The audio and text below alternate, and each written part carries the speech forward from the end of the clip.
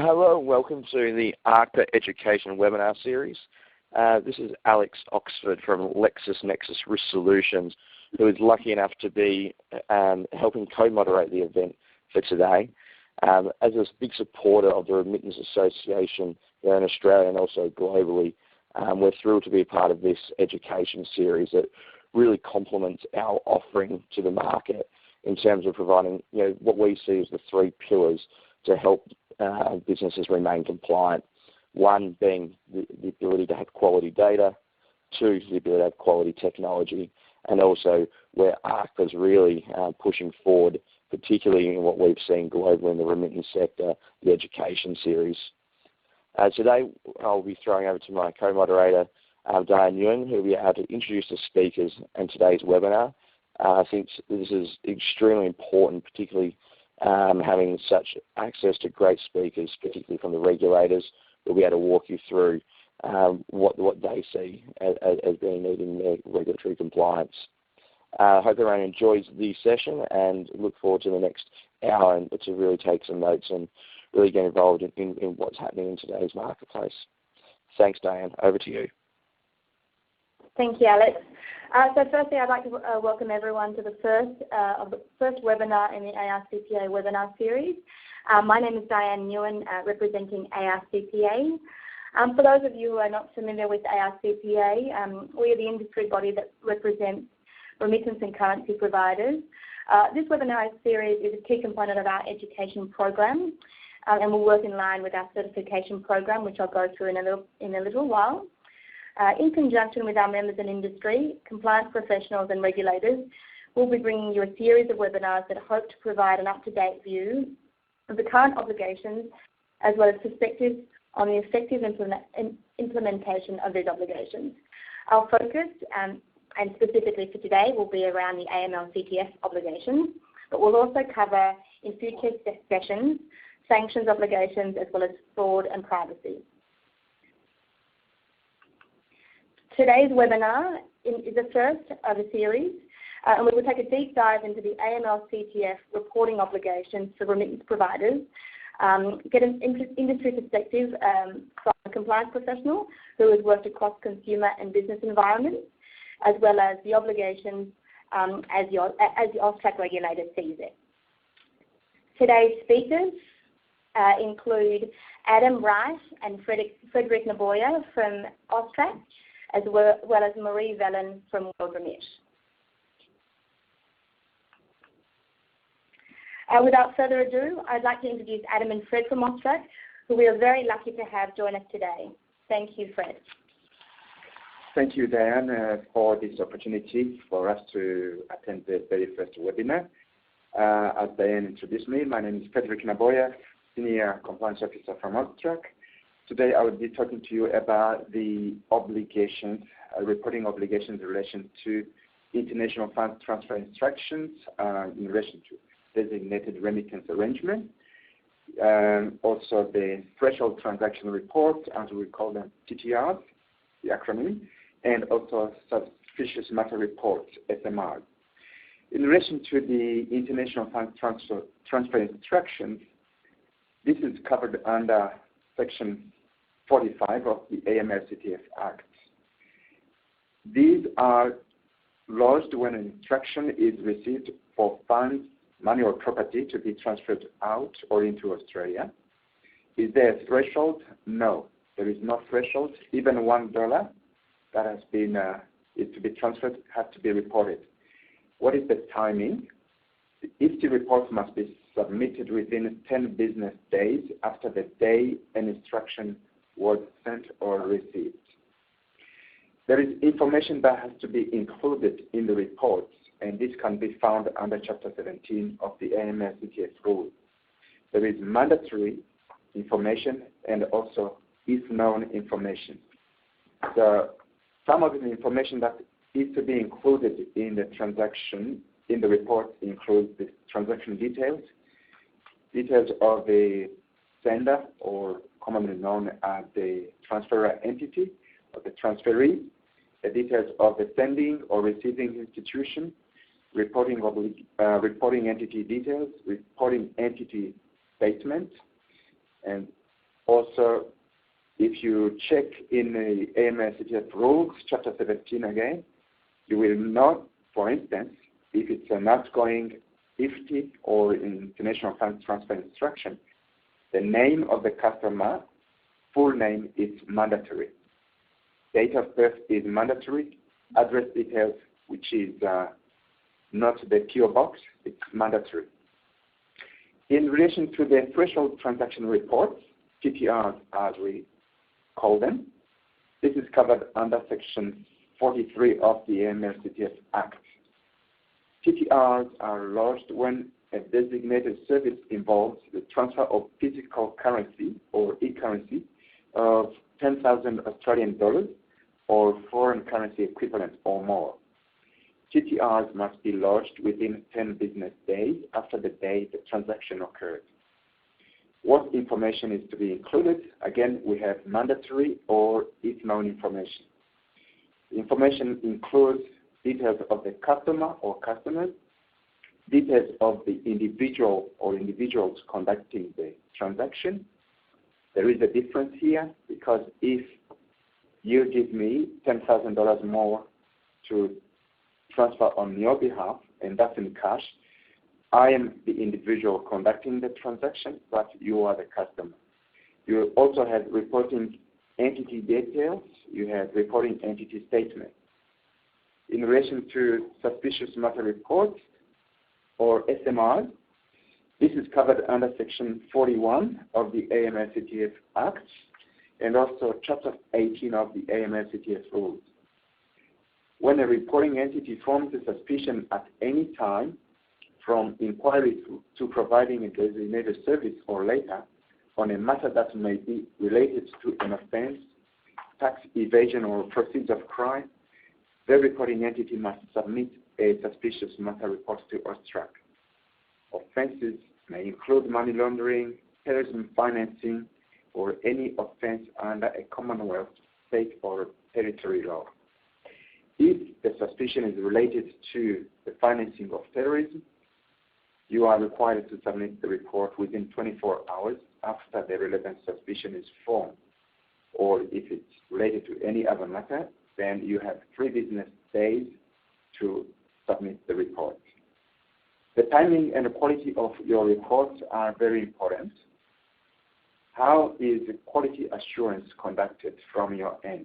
Is there anyone in your business who checks the quality of the reports before you submit them? How do you ensure the reports are submitted within the prescribed time frame? So how do you ensure that all the required information is included? So you have accuracy and you have also complete reports. But remember that failure to comply with your reporting obligations may also constitute failure to comply with your policies and procedures, which are outlined in your AML/CTF program. Thanks, Fred. I think what we'll hear from Marie shortly is you talk about quality assurance and quality control. In a little while, we'll hear from Marie around that. I wanted to ask a question around the importance of reporting. What is it used for, and why is it important from an intelligence point of view? Thanks, Diane. There are many benefits for these reports. The international funds transfer, for instance, or the suspicious matter report, they provide an invaluable source of intelligence that can be modeled and profiled. They enable financial intelligence units such as AUSTRAC and law enforcement agencies to follow the flow of funds between countries. Reporting entities such as yourselves may not always be able to draw a link between suspicious customer activity and money laundering or terrorism financing activities. However, any suspicious matter reported to AUSTRAC may provide a small but critical piece of a larger puzzle. Information from yourselves, reporting entities, can be crucial in money laundering and terrorism financing investigations when linked to information held by AUSTRAC or our partner agencies. Great, thank you.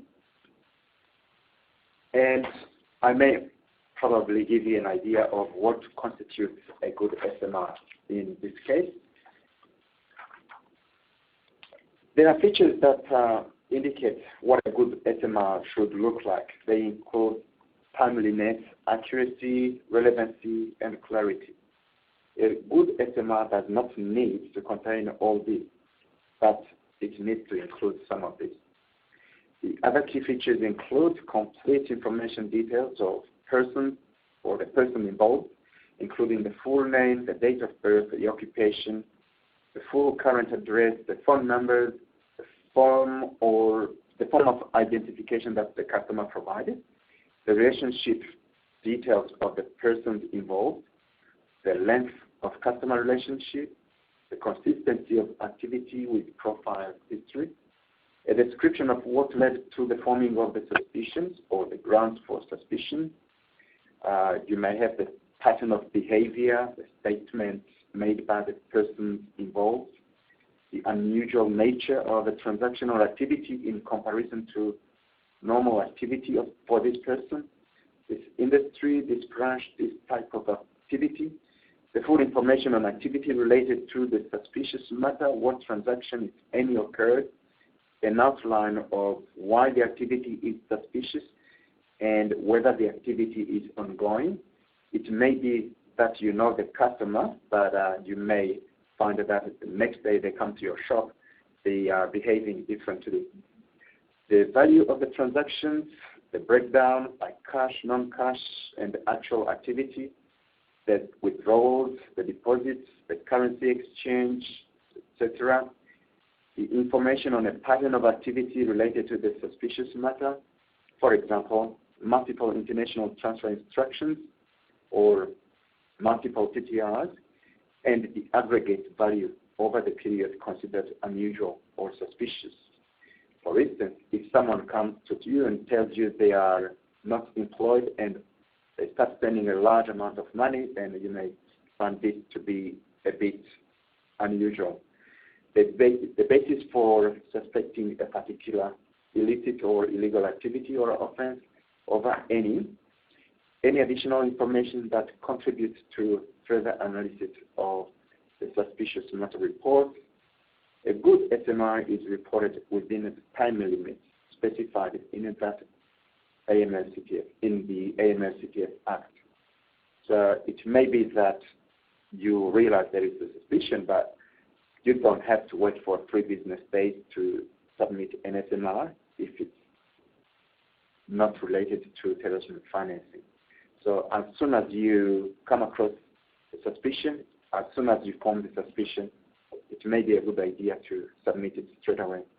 And I think, Fred, you have a case study that you can share with us around an example when SMRs have been reported by the remittance sector, how that information, how that particular reporting entity sort of followed up, and how it led to an investigation that was very timely. If you could share that with us. Thanks, Diane. This is a real case study. This is happened about 3 years ago. 3 individuals attended an independent remitters shop front, and they tried to send $100,000. The customers were being given instructions by an individual who chose to stay out of the shop. The customers indicated to the remitter that they would return the next day to transfer the same amount of money. The remitter didn't feel comfortable with this.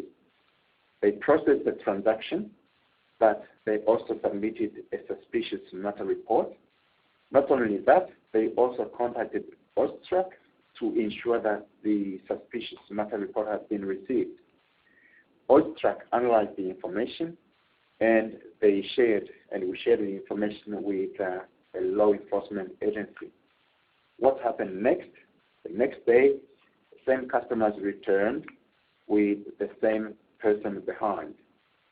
When they were transacting, they were arrested on the spot, and the information they provided assisted the law enforcement agencies to dismantle a very large network of a very large drug syndicate. So that was a very good outcome. And I think the key there is it was very timely information. It was enough information so that someone could act on it quickly. And the communication between the remittance company and AUSTRAC around the actual SMR and the follow-up led to that being acted upon immediately. So I think that there is a lot of value which we often don't hear back about with respect to the intelligence gained from SMRs. It is correct. In this case, Diane, the remitter was very proactive, and also you realize that you do not want your business to be used by criminals. So it was a very good cooperation or a very good interaction between the remitter and AUSTRAC, the regulator. So we might change tack a little bit, and Adam, if you could just give us a little bit of feedback on some of the I guess, the themes that you see when assessing reports that are submitted by remittance companies. Some of the feedback about what's done well and what could be done better. Absolutely. Thanks Diane, and thanks Fred. Look, a common issue that we see is when a registered network provider reports an IFTI but does not include the agent or the affiliate details of where the transaction actually occurred. Incomplete address details is another issue. For example, where just the suburb details or city or country are provided when the full details are actually available. Incomplete names, for example, providing initials where full names are available. Date of birth details missing or a typo. One example could be where a date of birth corresponds to the actual date of the transaction. Another common omission is for non-individual customers where the description of the business structure is not included in the report. As per Chapter 17 of the AML CTF rules, the report requires the name of the transferor entity, a description of the legal form of the transferor entity and any business structure it is part of, for example, a partnership, a trust or a company. It is important to note that this is an if known. The full address, not the postal address of the principal place of business, is also required. If the transferor entity has an ACN, an ARBN or an ABN, then that number needs to be included. The non-individual customers, if knowns, also include the telephone number and the email address. The dispersing entity that provides funds to the ultimate beneficiary or receiver are not always provided. This is also an if known. The reason or purpose for transfer is required to be updated if known. This includes also occupation or industry. Timeliness of reports, for example, IFTIs and TTRs reported outside of 10 business days. This is something that we do see a lot of as well. I'm going to go to now the annual compliance report. The annual compliance report is a self-assessment of your AML CTF compliance for the calendar year. It gives you an opportunity to tell us how you are complying with your AML CTF obligations. This helps AUSTRAC to understand what assistance you may need. Approximately 6,000 reporting entities will need to submit their compliance report. The submission date is between the 3rd of January and the 3rd of March 2017. There are some minor changes to the next report, such as removing the option to say that you have partially implemented your program to a more definitive response, such as implemented, not commenced, and not applicable. Just to recap on the annual compliance report, it really is a self-check and it's like a report card. It also gives AUSTRAC information on areas that we may be able to target. And I think, Adam, we've talked about this sort of offline. It's a chance for reporting entities to take a look at their own organisation, use it as a bit of an internal check to make sure that the obligations that are listed in the compliance report, the annual compliance report, are ones that are adhered to, and maybe a chance to see whether or not that's currently being implemented in the business. And if not, there may be an action plan coming out of that to do so. Absolutely. Thank you, Diane. I'm just going to go across now to enforcement action. The consequences of not reporting or reporting incorrectly. It is important to submit accurate reports to AUSTRAC, as this enables AUSTRAC and its partners to detect, deter and disrupt criminal and terrorism activities. The consequences of not reporting or reporting incorrectly for entities can include AUSTRAC can impose conditions on a registration. An example of what conditions might be can include having to lodge a statutory declaration each quarter asserting the accuracy of the reports lodged. AUSTRAC can also refuse a registration based on the risk of money laundering or terrorism financing, people smuggling and other matters. AUSTRAC can cancel or suspend the registration of a remittance dealer, a network provider or an affiliate if there are unacceptable risks as outlined above. An example of where AUSTRAC can cancel or suspend is where a remitter is charged with a serious criminal offence. An important point to note is that a suspension will often occur before a cancellation. There are also rights for the remittance dealer, affiliate or network provider to seek a reviewable decision for the refusal, suspension or cancellation. To promote transparency within the sector, AUSTRAC will publish the cancellation details on its website. There are also civil penalty provisions available to AUSTRAC.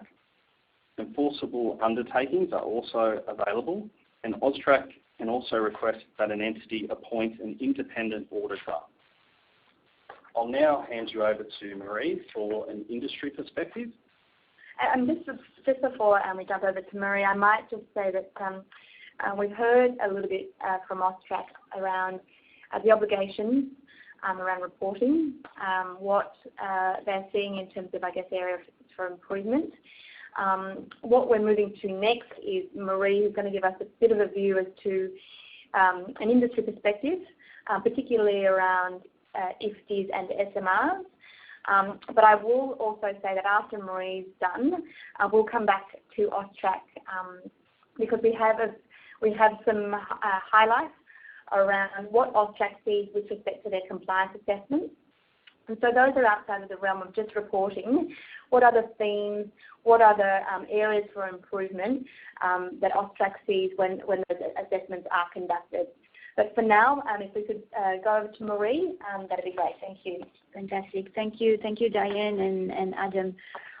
First and foremost, if I may, what I would like to share with you all today is my experience today based on the various roles that I've had in the remittance industry. So first and foremost, the reporting obligation that I've been exposed to in my previous and current role are the suspicious matter reporting, the IFTI DRA, and the annual compliance report. I'll just stop a little bit here just to share that we have not had to do any transaction threshold reporting because the businesses that I've been a part of have not been handling physical currency that will trigger the TTR reporting. However, we had made sure to make a note of that in our AML program to indicate we understand the obligation, but this is not applicable to us at this point in time because of so. So again, in regards to the suspicious matter reporting, to date, personally, my experience has been to upload the SMR through the manual forms through AUSTRAC Online. In regards to the IFTI DRA, due to the significant volume being reported, we are reporting through the file upload automated mechanism. And going back on the suspicious matter report, the SMR, if volume suggests that we want to explore the XML facilities or even the file upload facilities, we understand that obviously the process will need to go test it out through AUSTRAC Online testing portal. We'll have to reach out to AUSTRAC so that we can get the testing reports validated. Once granted the OK, then we can move to doing the SMR, XML or file upload in production. So a note to our peers out there in industry, the way to communicate with AUSTRAC has slightly changed over the last few months. Best way would be to reach out through secure message through AUSTRAC Online, or if you've got an assigned relationship manager. And that's how we communicate with them as well. In regards to how do we go about our internal processes, So again, experience to date with a suspicious matter, the investigation is triggered. The analyst obviously collects an array of information whereby they will then indicate, okay, I may have grounds for suspicion here. Then that subsequently goes to the escalated authority or the AML officer. At the point that the grounds for suspicion is established, then obviously the clock starts ticking as per what Fred and Adam had shared earlier.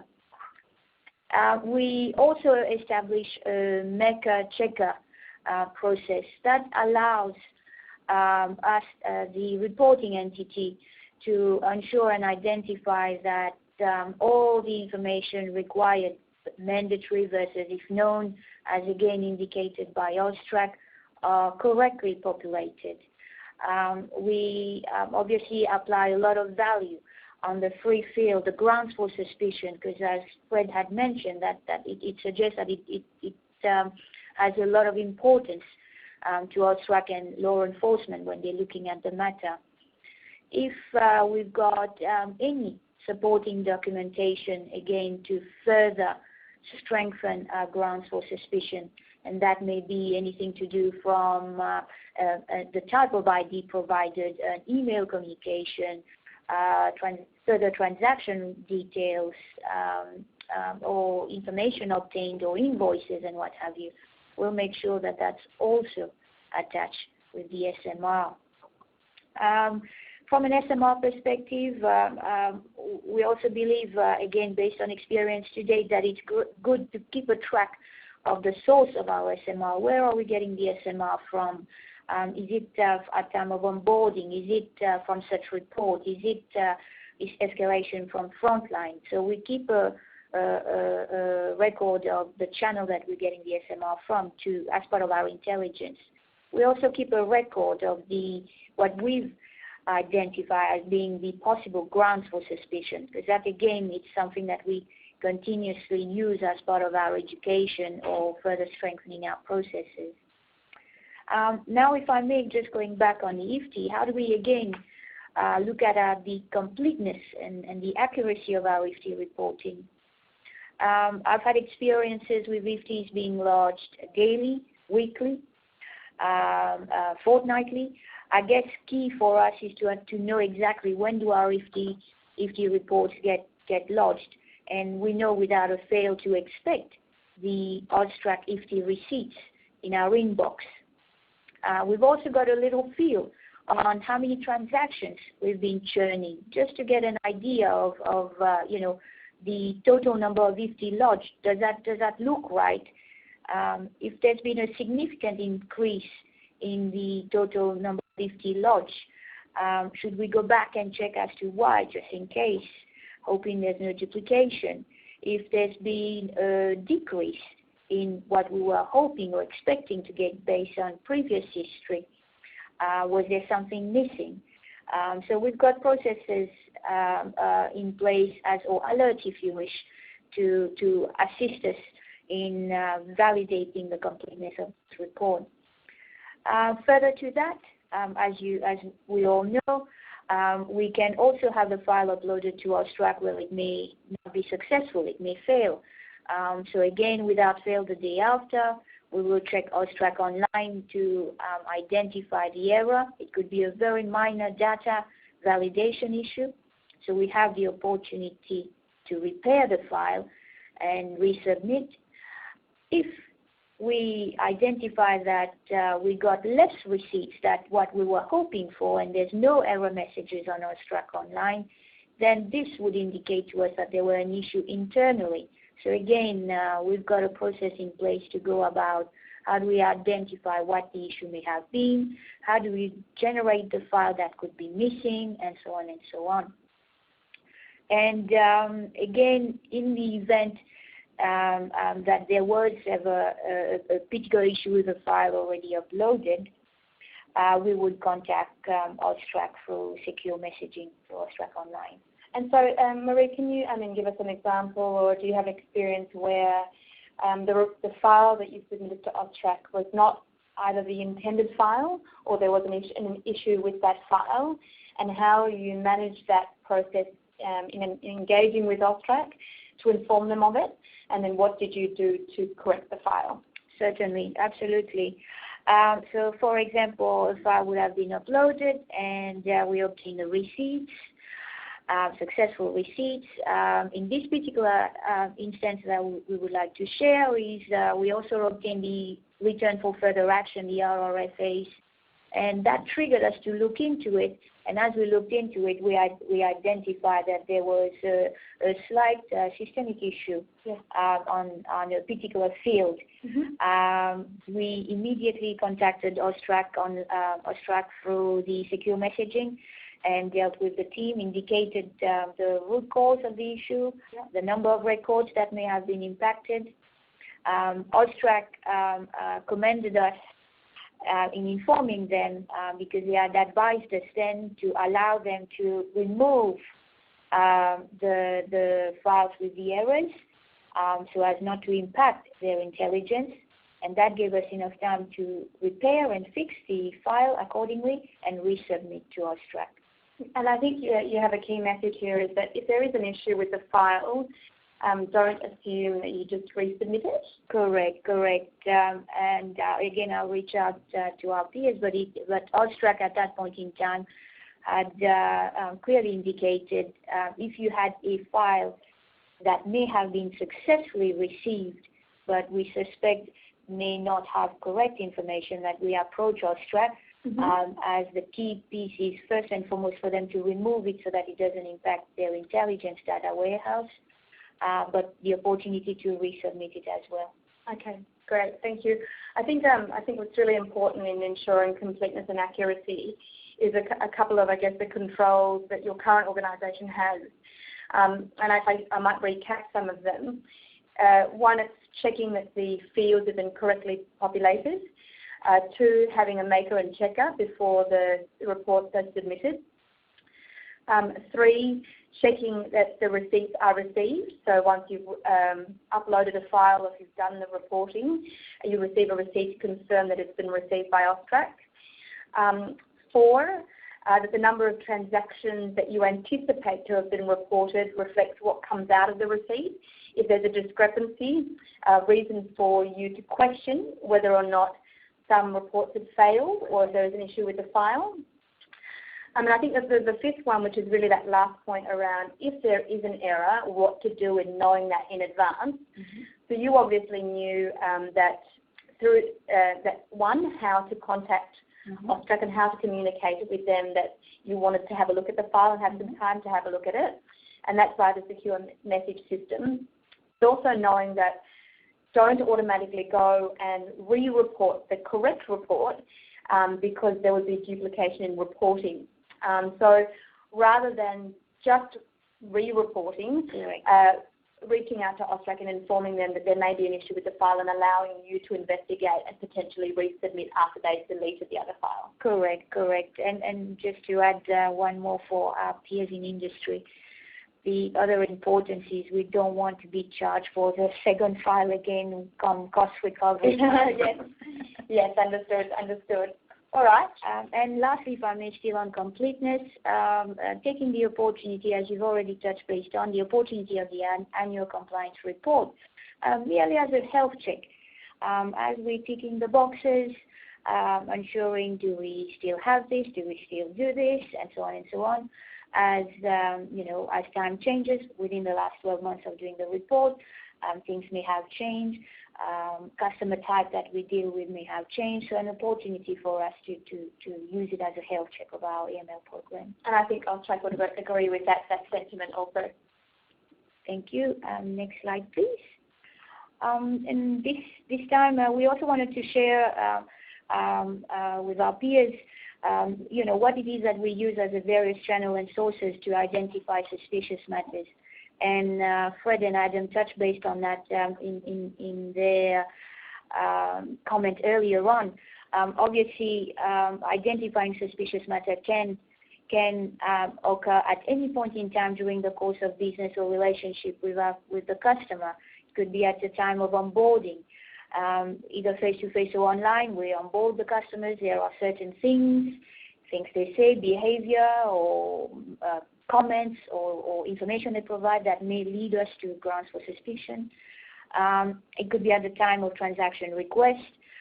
Again, going back to the case study by Oystrack, it suggests it was a prospect customer that made an inquiry and then indicated, you know what, now that I've made the transaction, I may come back.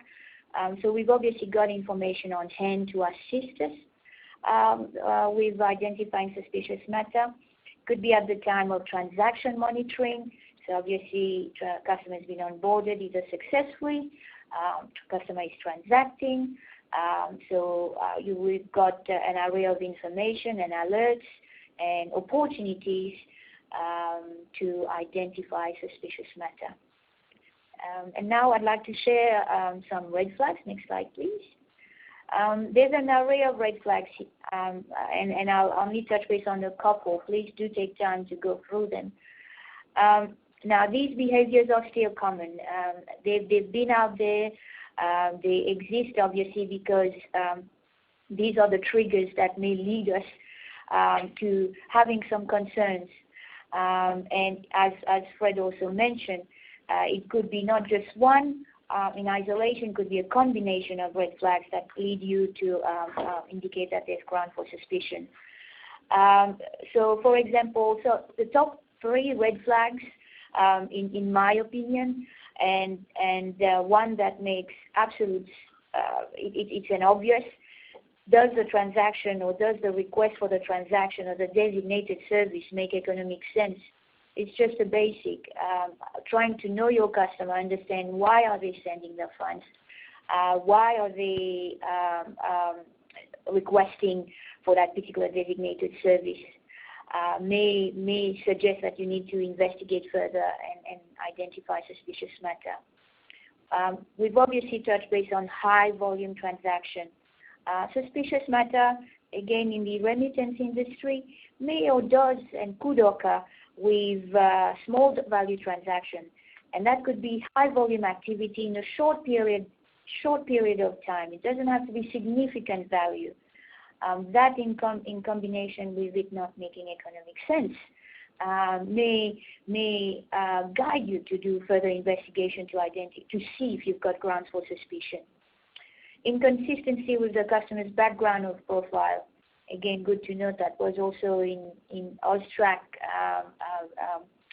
information sharing earlier before. For example, if the customer indicates that they may be retired or on a pension or unemployed, does it make sense for them to be sending significant dollar values to a jurisdiction of concern?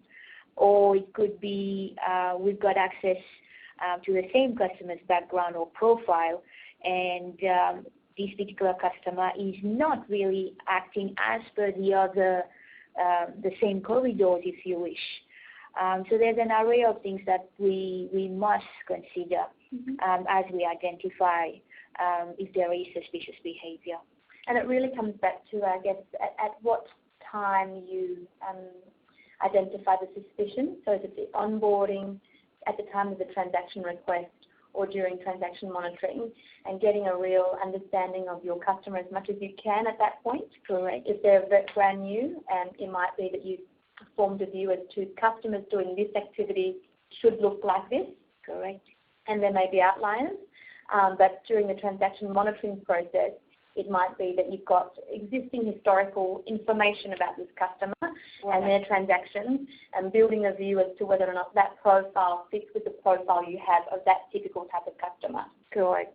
Exactly that. And if I may take you to the next slide, please.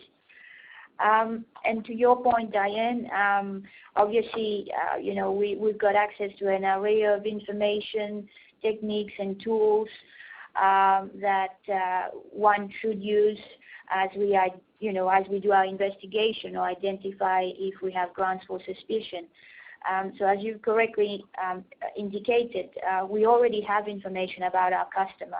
We already have collected information from our customer, and that could be anything from their own profiling information, their email address, their full name, email communications with the customer, phone calls, notes collected by the frontline staff, either if it's in a brick and mortar or online through chat. There's an array of information at our disposal to help us as part of the investigation. Key point again on the notes collected from the frontline staff, again going back to the case study shared by Austrac. We also collect an array of supporting documentation. And again, as you can see, the email communication, for example, we should keep an eye out for are there any grammatical errors in the email? Are there any odd information on the invoice or supporting documentation provided? Because that could also suggest or indicate could there have been some hacking activities, or could it be a third party doing identity theft, acting on behalf of the individual identity that they've provided. We should also use the public domain. This is publicly available. We're not breaking any privacy laws. Information that are publicly available can or should be used as part of the investigation. Media search. The media industry are not shy anymore in publishing valuable information at times, name of individuals, victims, offenders, or even the way they've gone about the criminal activity. So using that information. So as mentioned already, the behavior of customers sending to the same corridor from the same demographic, using an array of publication by industry. Austrac releases some case studies. We've got publication by FATF and Egmont Group, working with law enforcement, having a communication with the likes of the AFP or even the state police. They've got an array of information at their disposal that they want to share with industry and educate us on some trends or red flags. Thank you. Thank you. And the next slide, please, Diane.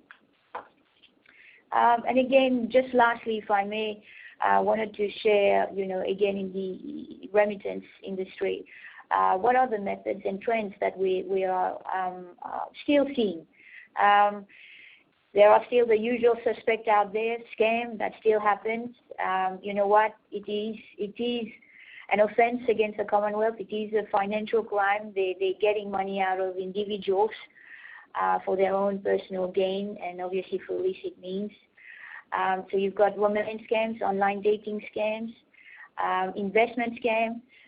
Again, someone that's falling victim to an investment scam was obviously thinking of a financial gain and hoping, hey, I'll get some quick bucks for this. Yeah. I'm going to try to get into a gold mining opportunity. That's still an offense. I might say that some of these scams, your experience has been, your current experience more in the online environment, but I would say that scam is very prevalent in both the online and the brick and mortar environment. We're seeing that still exists and still continue to exist. So it very much is something that we need to keep aware of and train our staff. And scam we don't get a lot of we don't hear a lot about scams, typically because people are embarrassed or it's a shameful thing to be a part of, I guess. But it's very prevalent in the remittance sector because of things that might have come from actually cyber crime and people hacking into emails. But people, more vulnerable people being taken advantage of. Correct. And just to that point, Diane, if I may, historically and traditionally,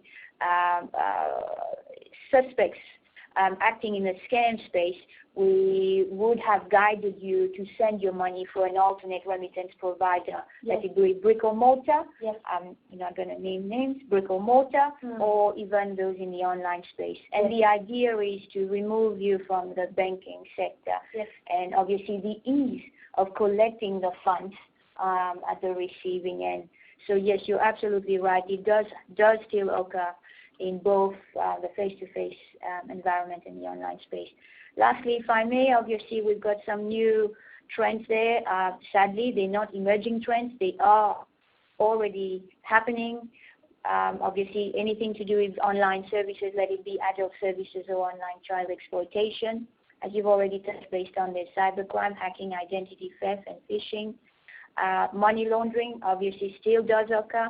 Victims of romance scams can often be coerced or even asked to join money laundering schemes, at which point they are asked to receive funds from a third party and then transfer it over. So there's obviously activities that are interlinked there. Terrorism financing, again, whilst we may not all be sending funds to what we strongly believe may be a jurisdiction that may harbor terrorism activities or what have you, it's good to note about neighboring jurisdictions or countries that are in close proximity to those activities, and watching out against all trends. Does it make economic sense? Who are you sending to, and etc.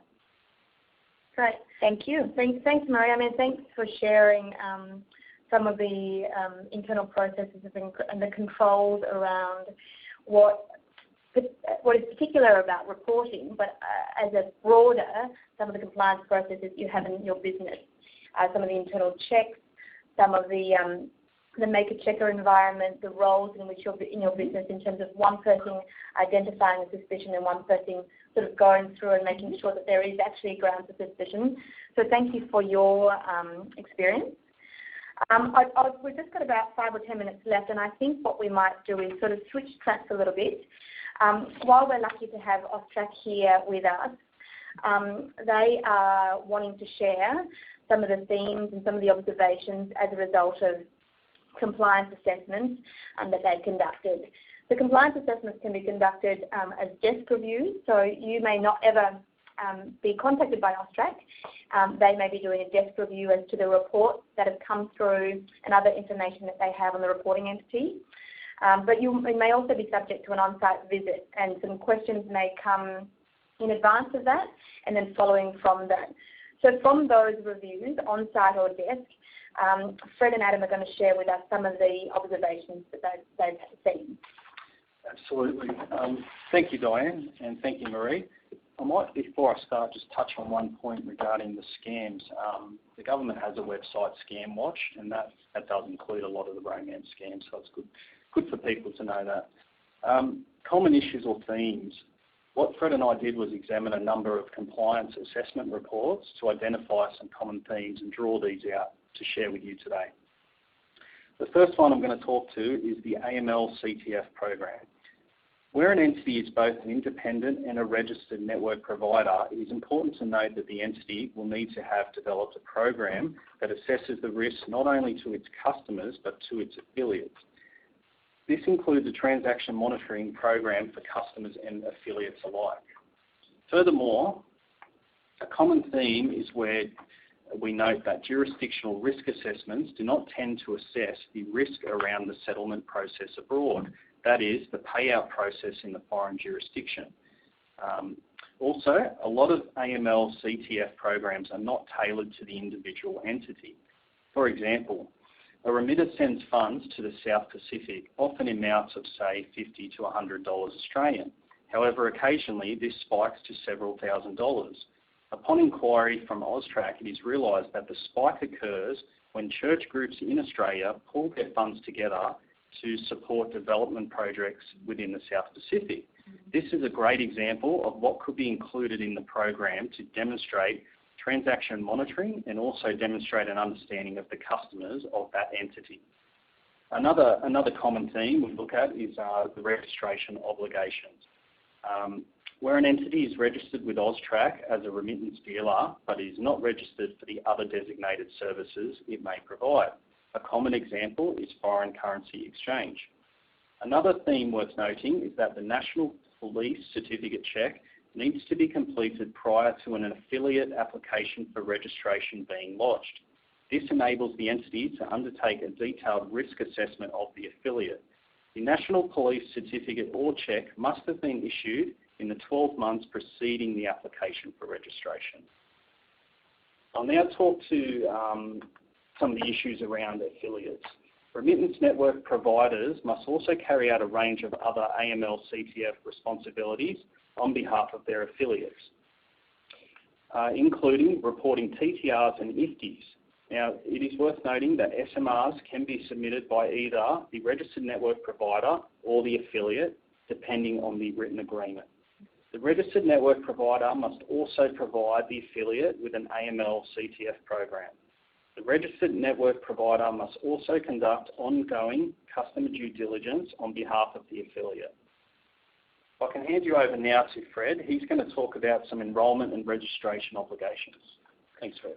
Okay, thanks, Adam. A reporting entity that provides one or more designated services and that has not been exempted by AUSTRAC must enroll.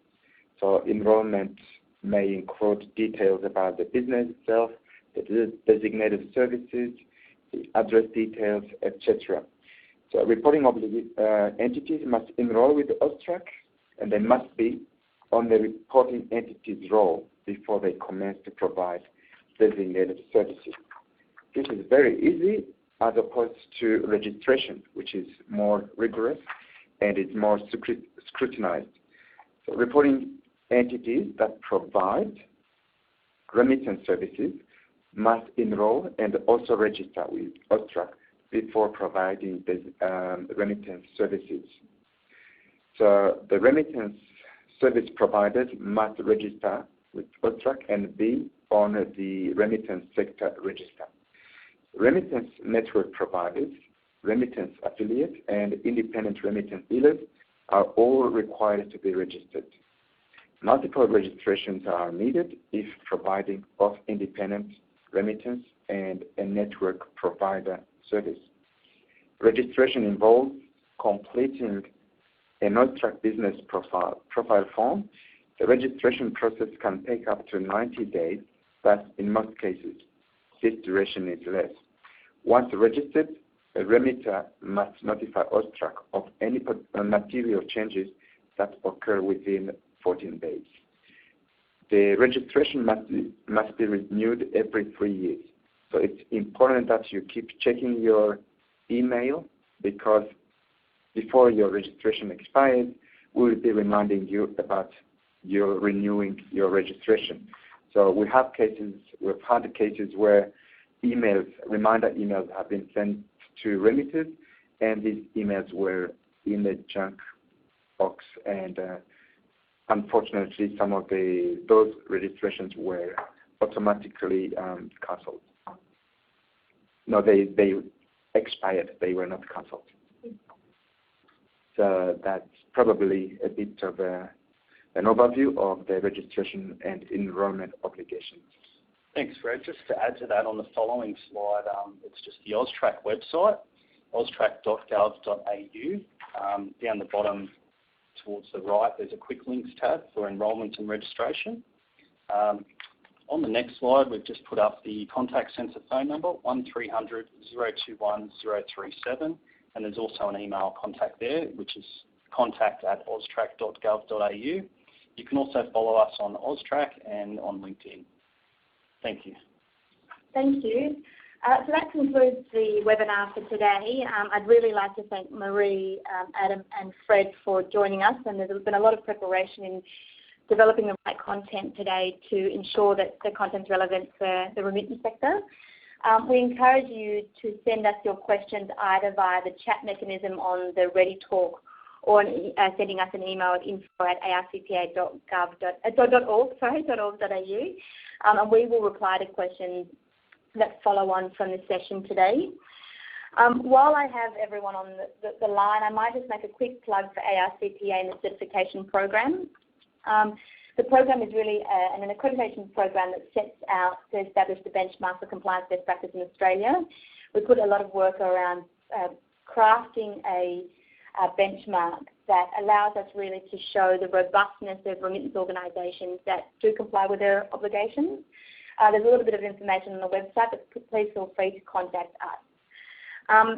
I also might take this opportunity to let you know that there is a webinar that will be shortly emailed to everybody. around the CDD reform. We're really trying to create content that ensures currency as well as relevancy to members. So if there's anything that we can do to share that information with you, please let us know. I might reserve the right to call AUSTRAC back and include them in other webinars. I think AML CTF program is probably one of those that we could spend a whole day on, but we only touched on lightly today. So thank you from AUSTRAC, Marie and myself and from ARCPA. If you do have any questions, please feel free to contact us. And over to you, Alex. Thanks very much, guys. That was extremely informative and touched on many of the themes that we're also seeing in the market. Obviously, we're thrilled to be continually partnering with ARCPA, and I think as a business, we really align with what ARCPA is trying to do in terms of the creation of content, as well as then making sure they're supporting the industry. So, I highly recommend from what we've seen of the ARCPA certification, particularly from a global perspective, that ARCPA are well ahead of the curve in providing their members, very much needed information. From our side at Lexis, we've been partnering with ARCPA now for 2 years in providing the members with discounted products around risk rating products, so things such as well compliance data set, which is made up of our sanctions enforcement, PEPs, and as mentioned earlier by Marie, the adverse media section, which is becoming more and more vital in terms of going through and assessing risk from a money laundering and terrorism financing perspective. We're currently the largest provider globally of data as well as our technology. And also, as mentioned by our friend Adam as well, obviously the need to have the global coverage and looking at that kind of language capabilities, particularly around Asia Pacific, where obviously a lot of that money and the channels operated by many of the remittance are being used as well. So we're looking at now the language that we can cover when doing your screening as a part of that risk assessment, kind of as mentioned throughout ARCPA. But essentially, the key component for what we're trying to provide the community in Australia and globally is our technology to be able to do that screening, to be able to drive those efficiencies and effectiveness within your processes. I think most of the presenters today touched on the fact that there are more suspicious activity reports and there's more work being placed on compliance officers. What we're looking to do is really take off that heavy lifting from the businesses in Australia and globally to make sure that you're spending the most time on the most important matters. That's where things such as Bridger Insight and our Well Compliance online search tool have the ability to really help you have a more focused screening capability, as well as then being able to implement our audit functionality. Every click is recorded through our systems, which from a regulatory perspective, having a one-click button to run audit reports makes everyone's lives a lot easier. From our perspective, by being able to integrate these systems through API web services, you'll be able to drive those efficiencies, whether you're an online business or a bricks and mortar or a remitter as well. Thank you very much for joining today's webinar. As Diane mentioned, there will be more marketing going out for our next CDD webinar with ARCPA in another 2 weeks' time. Please register, please share around the communities. We're obviously looking to partner with ARCPA moving on to the future, so we hopefully will see this being a regular monthly or even fortnightly over the next few weeks. Thanks everyone for joining. Thank you very much to AUSTRAC and ARCPA, and we look forward to speaking to you soon. Thank you very much and have a great Tuesday. Thanks guys. Bye. Thank you. Thanks, Harry. Bye. Ladies and gentlemen, this does conclude today's webinar. You may now disconnect.